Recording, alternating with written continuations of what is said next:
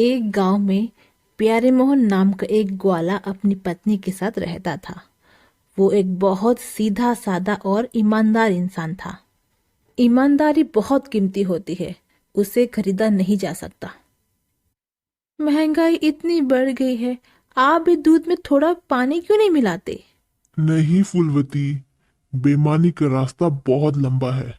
एक बार पैर दिया तो कभी खत्म ही नहीं होता। पर पर सभी दूध वाले करते हैं। हम अपना गुजारा ईमानदारी से ही चलाएंगे। प्यारे मोहन की एक भैंस थी, लाली। वो उसे बहुत लाड प्यार करता था। लाली, तुमसे ही मेरा घर चलता है। तुम न होती तो हमें भूखा पेट सोना पड़ता। गांव के सभी लोग प्यारे मोहन से ही दूध लेना पसंद करते थे। गांव के सरपंच भी उससे ही दूध लेते थे। व्यापार कैसा चल रहा है प्यारे मोहन? बस गुजारा हो रहा है सरपंच जी। तुम चिंता मत करो, ईमानदार इंसान का कारोबार कभी ठंडा नहीं पड़ता। मैंने आसपास के गांव में भी तुम्हारे बारे में कह रखा है। आपका बहुत बहुत शुक्रिया। बाकी अब भगवान के ऊपर, भगवान तुम्हारा भला करे। उसी गांव में एक और दूध वाला रहता था, मनोहर। बेईमानी मानो उसका दूसरा नाम था। मनोहर जी, दूध में पानी मिला रहे हो या पानी में दूध? इतनी पतली है ये। दूध पतली ही पीना बेहतर है, पेट तो खराब नहीं होगा। डॉक्टर का फीस बचा दिया मैंने। पर पैसे तो बिना पानी वाले दूध के ही ले रहे हो आप। अरे भाई, आजकल पानी के भी पैसे लगते हैं।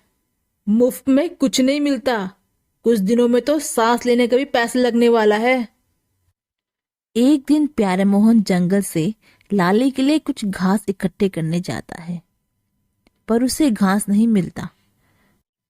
वो लाली को गांव से थोड़ा दूर एक मैदान में चरने ले जाता है। वहां कुछ लोग भी बैठे हुए थे। भाइयों, ये मेरी भैंस है। आप लोग जितनी देर बैठे हो थोड़ा देर देख लीजिएगा। जरूर जरूर, हम यहाँ 2-3 घंटे के लिए हैं। आपका बहुत बहुत शुक्रिया। मैं 2 घंटे बाद लेने आता हूँ।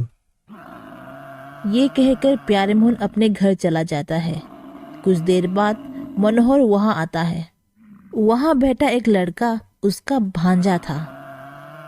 भांजे, इतनी अच्छी भैंस यहाँ कौन छोड़ गया? मामा जी, ये प्यारे मोहन की भैंस है। इस प्यारे मोहन ने तो मेरा धंधा चौपट कर रखा है। रुको, मैं इसकी भैंस ही गायब कर देता हूँ। अरे भैया, ये सही नहीं है। लड़के, प्यार, जंग और धंधे में ना सब जायज है। तुम लोग बस किसी को कुछ मत बोलना। ये कहकर मनोहर भैंस को लेकर चला जाता है। घर पहुंचने पर मनोहर की पत्नी उसे भैंस के बारे में पूछती है और वो उसे सब बता देता है। अच्छा किया जी, अब देखते हैं कि उसका ईमानदारी कितने काम आता है। कुछ देर बाद प्यारा मोहन आगे देखता है कि लाली खेत पर नहीं है। वो उसे आसपास ढूंढता रहता है, वो कहीं नहीं मिलती। शाम होने लगती है और वो निराश होकर घर लौट जाता है। प्यारा मोहन लाली को रोज ही ढूंढने निकलता है, पर हमेशा की तरह असफलता ही मिलती है। लाली को गायब हुए अभी पूरे 2 हफ्ते हो चुके थे।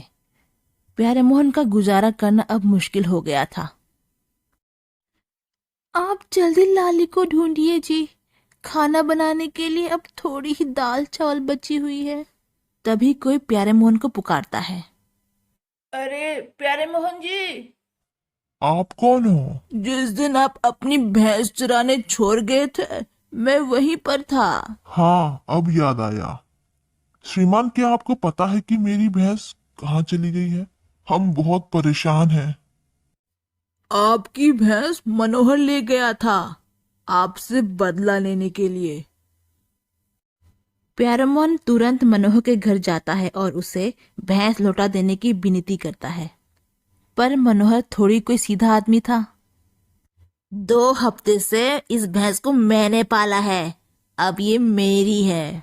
ये कैसी बात कर रहे हो आप? चारा पानी में कितना खर्चा किया है पता भी है तुम्हें? एक काम करो, मुझे 50,000 दे दो और ये भैंस ले जाओ। 50,000? इतने पैसे मैं कहाँ से लाऊंगा मनोहर जी? तब तो इस भैंस को मैं ही रखूंगा। प्यारेमोहन जाके सरपंच को मनोहर की शिकायत करता है। सरपंच दोनों की बात ध्यान से सुनते हुए उन्हें अगले दिन बुलाता है। प्यारेमोहन, मुझे पता है कि तुम सच बोल रहे हो। हमें मनोहर को सबक सिखाना पड़ेगा। दूसरे दिन दोनों सरपंच के घर पहुंचते हैं। मनोहर, मेरे कमर में मोच आ गई है। मैं कुछ दिन बाद ही फैसला कर पाऊंगा। तब तक क्या तुम मेरी एक मदद करोगे? जरूर, बताइए।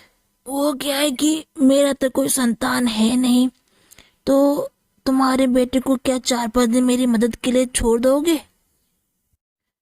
मनोहर मन ही मन सोचता है कि अगर वो सरपंच की मदद करेगा तो शायद सरपंच उसके पक्ष में ही फैसला सुनाएगा।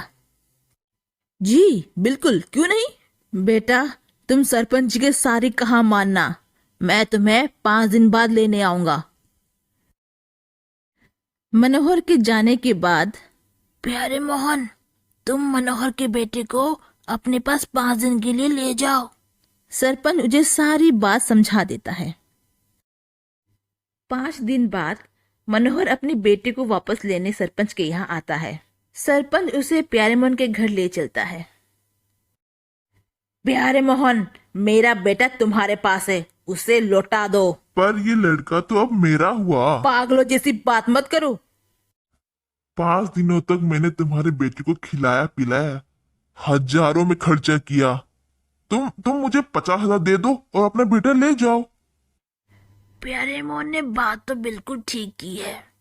अगर उसकी भैंस मात्र कुछ दिन तुम्हारे पास रखने से तुम्हारी हुई तो तुम्हारा बेटा भी तो उसका हुआ ना। मनोहर को अपनी गलती की समझ आ जाती है और प्यारे मोहन को उसकी भैंस लौटा देता है।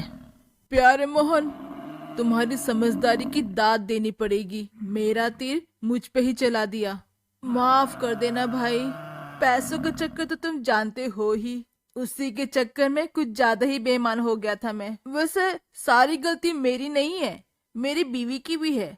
उसने भी मुझे ना नहीं रोका। कोई बात नहीं, मैंने तुम्हें माफ किया। ये लो, अपना बेटा ले जाओ। ईमानदारी हमेशा बेईमानी से 2 कदम आगे ही रहता है। दोस्तों, अगर आपको ये कहानी पसंद आई तो इस चैनल को लाइक, शेयर और सब्सक्राइब जरूर करें। तब तक टेक केयर।